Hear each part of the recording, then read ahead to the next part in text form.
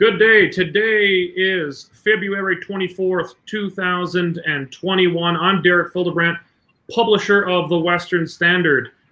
Joining me today is Cory Morgan, podcast editor and columnist extraordinaire. How you doing, Cory? Very good, thanks. You're looking spiffier than me. I'm working from home today. Apologies, but we've got a great show. Very fun stuff. Stephen Carter, the former campaign manager for Alison Redford and Naheed Nenshi, is threatening to sue the Western Standard. Boy, that's going to be fun, but he probably doesn't have the balls to do it. Charges have been dropped against the Whistlestop, one of the rogue restaurants that participated in the restaurant revolution against the lockdowns in Alberta. The charges have been dropped, and the government has even had to pay their costs. And the GraceLife Church continues to defy the lockdown, even with their pastor in jail. Great stuff ahead of us today. Before we go on, I want to thank all of our current Western Standard members. Our membership has doubled in the last 2 weeks. Absolutely incredible. Now, people get still 10 free reads a month if you're not a member, but you get unlimited access if you're a member of the Western Standard. Clearly, a lot of people are seeing the value in that, and our membership has doubled. It's been fantastic.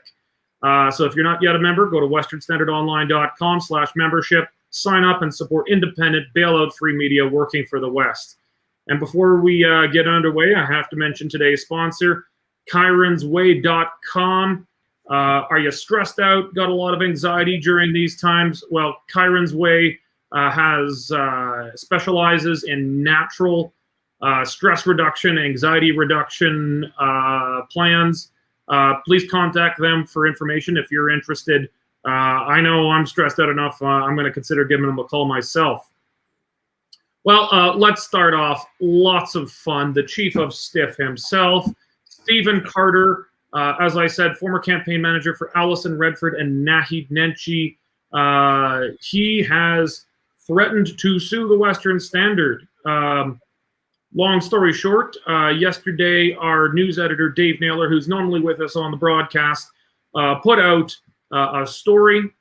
A former city councillor of Calgary by the name of Joe Connolly has alleged, and I'll say the word alleged many times, that the Jyoti Gondek campaign, which is being managed by Stephen Carter, has played fast and loose with some of the election finance rules as it regards political action committees.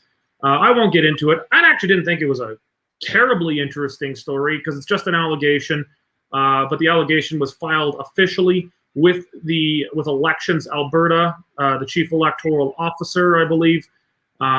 We obtained a copy of the allegations made, and we did a story on it. That's pretty standard stuff. Anybody who's been watching Alberta politics for the last 3 years knows that there's been probably 500 stories about allegations made against Jason Kenney in the UCP, some of which have been correct, some of which have, at the very least, not been proven. But official allegations that are made are taken seriously. The media have an obligation to report on them if we're doing our jobs. And that's exactly what our news division did. They reported on it. They were clear that these are allegations. Used the term alleged or its variations 9 times in the article, including in the headline. We even said that these allegations are not yet proven. This was a simple process story. We didn't make any judgment about if these allegations are true or not. We gave extensive space for the Jyoti Gondek campaign to make itself heard, to give comment. Stephen Carter, her campaign manager, used that space extensively to deny vociferously any wrongdoing, that they've done anything wrong here, and even used some space to make personal attacks against the person making the allegation. We even printed that. We printed them ad nauseum and verbatim. But minutes, I believe, after the article went up, Stephen Carter called our reporters, threatened to sue them, and we said, go F yourself. Here's the address of our lawyer. Send all future correspondence there. Now, Stephen Carter fashions himself as a tough guy. He's a very short, tough guy, and thinks that he can bully people around. He went to Twitter to say, who should I send this defamation or libel notice to? Essentially trying to get us to back down. We have no intention of doing so. We take defamation and libel very seriously. It is a problem. But we were absolutely careful to the letter of the law and the spirit of the law here. He thought he could get us to back down. We lawyered up. We have retained Jonathan Dennis, who's been on this program before, former Alberta Minister of Justice and Solicitor General, to represent the Western Standard. And my reply to Stephen Carter was, send us your slap suit notice if you've got the balls. So far, approaching, I think we're about 22 hours after we published, nothing's been received. I've sent Stephen Carter a reminder. I said, we still haven't received your slap suit notice. Let us know if you need the address. We still haven't heard anything. Cory, you're familiar with Stephen Carter. What do you think the chances are that he actually has the balls to follow through? You keep saying that. I'm just shuddering at the mental image of Stephen Carter's balls. But either way, it's as you said, it's a slap suit. And for people not familiar with it, stands for a strategic lawsuit against public participation. It's pushing and bullying to try and scare media or individuals from doing any contrary critique of a campaign or a person or anything like that. There's nothing to it. He pushed, he hoped you'd bend, you didn't, you won't, and I don't think it'll go anywhere. But it really is indicative of what kind of municipal campaign we've got to look forward to here. It's going to be a harsh one. And, I'm going to get out there and speculate right now. I don't believe Naheed Nenshie's running again. I do think that Gondek and Carter probably know that. That's why they chose to run. They don't want to run against an incumbent Nenshie. It's too hard. But Naheed's being nice. He's staying back and playing coy on this because it keeps other candidates from jumping into the race. And Carter was a little prickly because I don't know if you remember, but about a month ago, some guy went and broke the story a week before their announcement that Jyoti Gondek is running for mayor and that Carter was going to be the manager, and it kind of deflated their press kickoff. So he might be a little grumpy about that as well. He broke that story. But it's just bluster out of him. Yeah, I can't recall. But for everybody not paying attention, that was Cory who blew the whole thing open on them. Yeah, well, that was on my own blog, not the Standard, so I didn't want to, compete there. But it's going to be a long duke it out campaign between Farkas and Gondek. Stephen Carter doesn't play nice. He doesn't play gently. And this is just a sign of how it's going to be for this next, 5-6 months we've got to look forward to here. Yeah.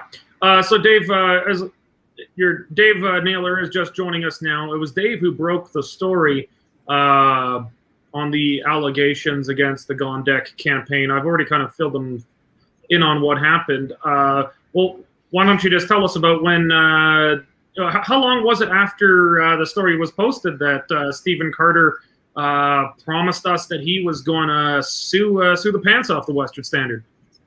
Literally minutes, Derek, minutes. I had hit publish, and it was then sharing it on social media platforms, and almost instantly the note comes in from Carter saying, "Okay, that's it. You'll be hearing from my lawyer." So he was certainly waiting for the story to come out. Didn't take him long to react whatsoever. And you gave him extensive space to respond to the allegations from Joe Connolly's complaint to Elections Alberta.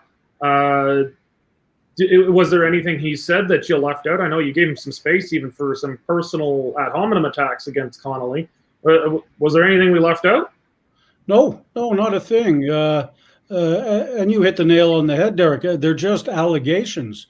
And we made that extremely clear in the story. We put the campaign denial right in the second paragraph and in the subtitle. So I thought, and our lawyers thought, it was a very fair and balanced piece. Yeah, we know Stephen Carter's litigious. He loves to sue people. Although this is a guy who I don't have the exact number in front of me, but he has defaulted defaulted on court-ordered payments in the past himself when he's been ordered by courts to pay up. although Alison Redford made nice on that with a nice big 6-figure cool check from taxpayers for serving roughly 6 months as chief of staff, or as the Calgary Sun at the time put it, chief of stiff for Alison Redford. So yeah, we expected that he is litigious. He would threaten something, but he's got absolutely nothing. We told him last night, privately and publicly, fine, send us something. If you think we've defamed your campaign or libeled, send us something. We didn't receive anything last night. We didn't receive anything by 11:30 today, so I publicly reminded him again. I asked him if he needs our address. Now, we'll see if they follow through. But as I've said, this is an extremely litigious man who loves to try and sue people to get his way, try and threaten people to shut them up. We're obviously not shutting up. So we're asking people to donate to our legal defense fund. There's a link on the website. We'll actually put a link into the comments here. You can make a donation. People already have been. We used this before when the CBC threatened to sue the Western Standard. They got nowhere, but it costs money just to retain lawyers so we can engage in a war of letters back and forth. I will be surprised if they have the guts to come at us, but we still had to retain a lawyer. That costs money. So people can consider generously supporting us. We'd be very grateful. Cory, anything else on this one before we move on? Just that it's an indication, though, of a bigger picture, and we might see more of this in the municipal campaign. Like 20 years ago, Calgary or Alberta municipal politics were kind of a funding free-for-all. You could donate as much as you wanted. There was no disclosure rules. It was, in my view, actually kind of a legalized bribery system. But over the years, it's really cracked down, and there's some real hard caps on what a person can contribute now and how much a candidate can spend or raise, which, you're trying to cap a bottle, and all that happens is now all these PACs start spawning all over the place as different groups and candidates try to find different ways to fund campaigns. And it's a convoluted area of what's allowed and what's not allowed. I won't speculate as to whether or not anything untoward was done, but we're going to see probably more of this popping up as different PACs get involved in this campaign, whether they cross lines or not. Fair enough. As I said, we're going to be dropping. We'll be dropping a link to the donate page where you can learn more about this threatened lawsuit from Stephen Carter, and you can make a donation to our legal defense fund. Let's move over to more abuse of the law. Charges have been dropped against a rogue restaurant in Alberta, the Whistlestop. Dave, why don't you fill us in?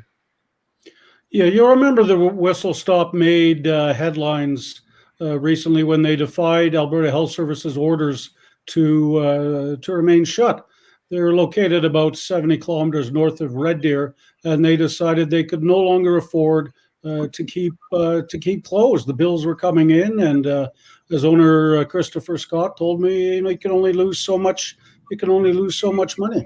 So the Whistlestop did open, and they were doing a booming business.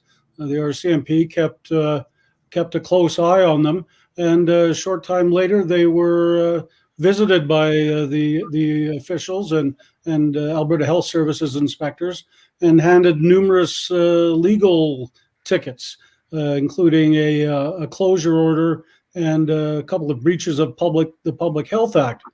The charge of the closure order has now been abandoned because Alberta Health Services says it's no longer needed. They don't need his compliance anymore because the ban on restaurant in-seating dining has been lifted.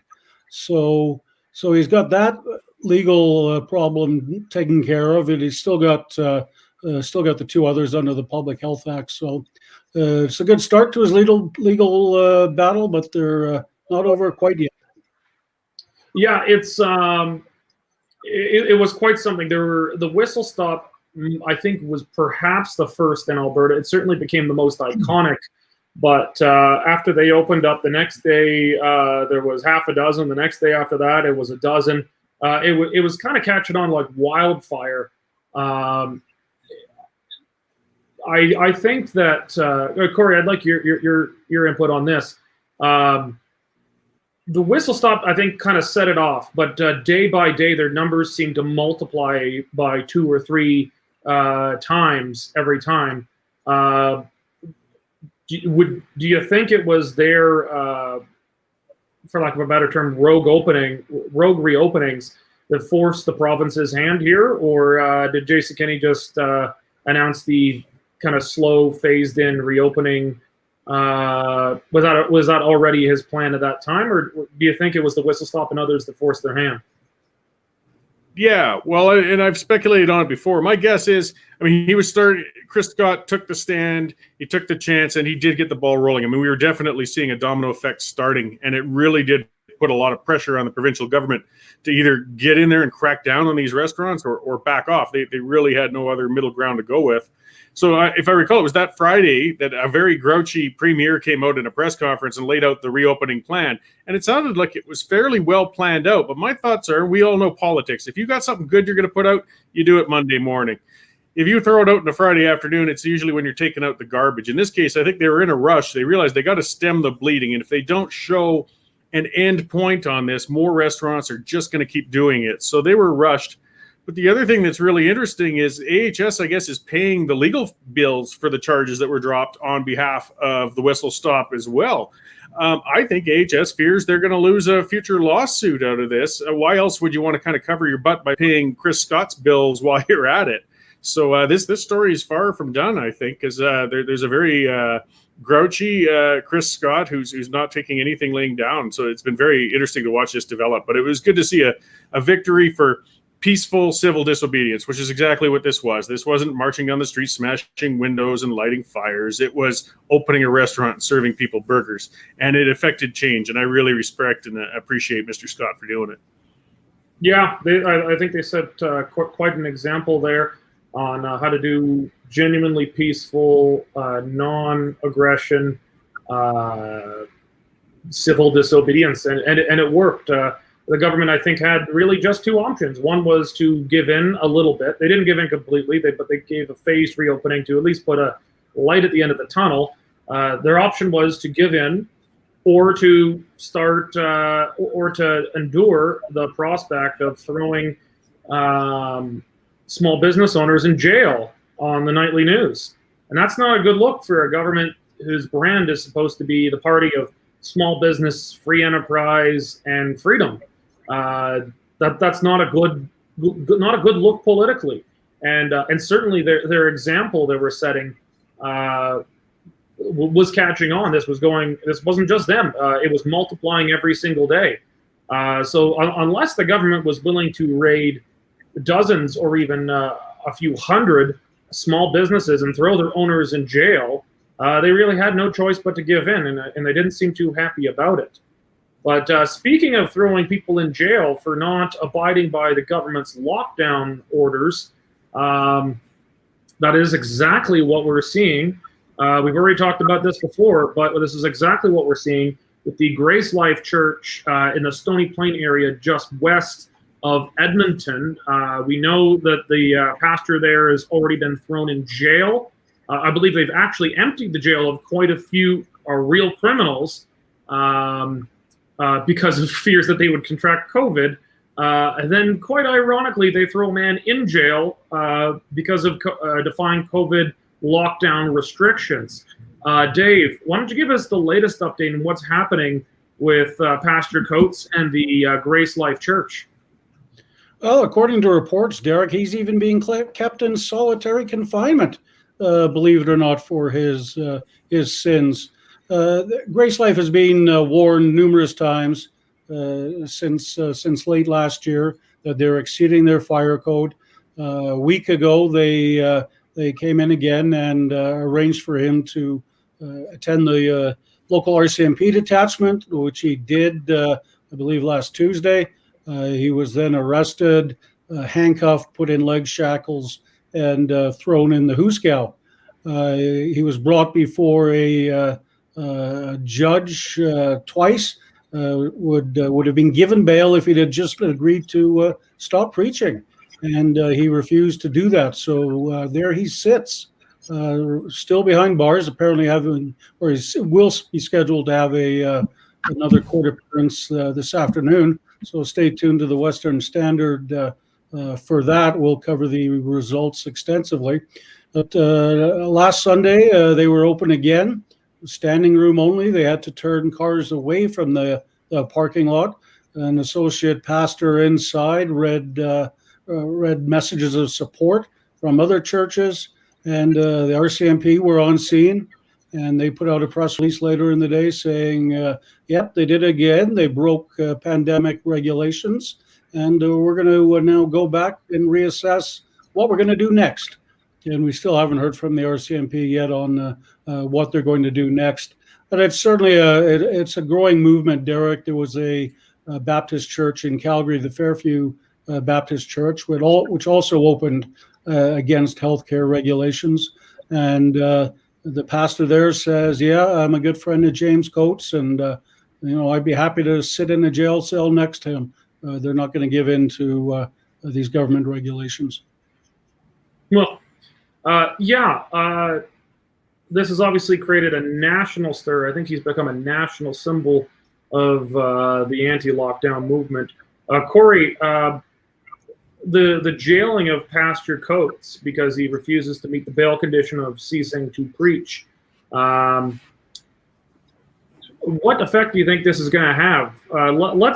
We don't know for sure, but let's assume he's going to stay locked up, because he said the minute you let me out, I'm going to go back to church and keep preaching, which means they would arrest him again. He's been clear that he will, quote, reoffend.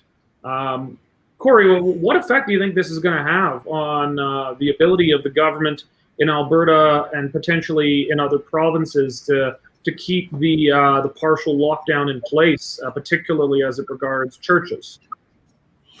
Well, it's putting them in a even worse rock and a hard place than the restaurant openings did. I mean, these are people of faith. They've been staying away from their places of worship for almost a year now.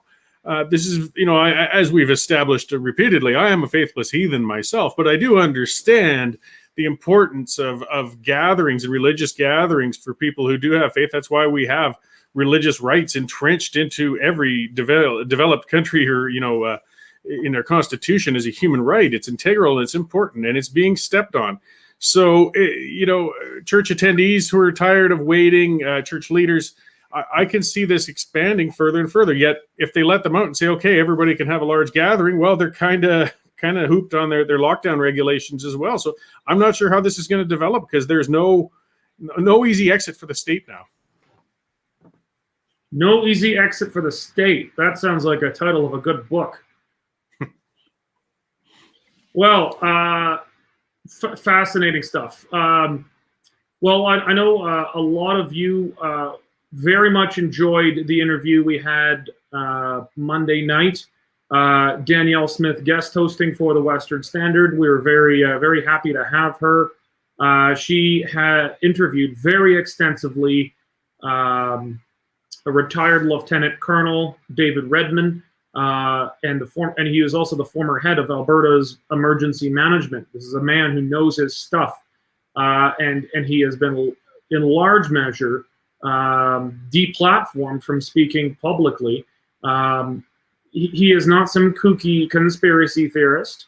He is an immensely credible and knowledgeable man about how governments handle and should handle emergencies. And that was a 2-hour interview. I was skeptical that you guys would hang in there. Instead, we had a huge record audience. I'm sure you guys prefer. I'm not quite as good a host. Cory, Dave, and I are not quite as good a host as Danielle, so I think that had something to do with it. But it was fascinating. You guys stood through a 2-hour interview, roughly half an hour, 40 minutes of which was a PowerPoint presentation. I was shocked with the interest. We've had so far between YouTube and Facebook, 60,000 people watch that interview, which is 2 hours long. Absolutely incredible. I think over 2,000 comments on it now. Just absolutely grabbed people's attention. And good news, we're going to bring it back, and we're going to do it again. We're actually going to probably do it a few times now. Danielle Smith has agreed to guest host, a series of COVID and lockdown-related interviews. We're going to continue to do long-form interviews, not little short 15, 20-minute interviews that you normally get on the radio, because you're pressed for time, you're up against commercials. We're going to do long-form interviews where people can really get their point out. It's not just a couple of high-level talking points where people are really kind of forced to be very, very brief, and you don't really get to the meat of it. We're going to get into the meat of it. We're going to get all the way to the bone of the matter. And we're going to go through that and then take questions and answers like we did on Monday. So Danielle Smith is going to be back probably next week. I'm guessing Monday. We'll have a time confirmed soon, but we're going to be back. We're going to have a doctor on, likely as our first next guest, a credible person who knows about these kinds of things, and we're going to get his perspective. We're going to do a whole series on this with other experts, other doctors. We're looking at a whole long form episode on deplatformed doctors, bringing on board doctors who have been deplatformed and are not allowed to speak in the mainstream media because they disagreed with the mainstream government narrative that's being pushed here.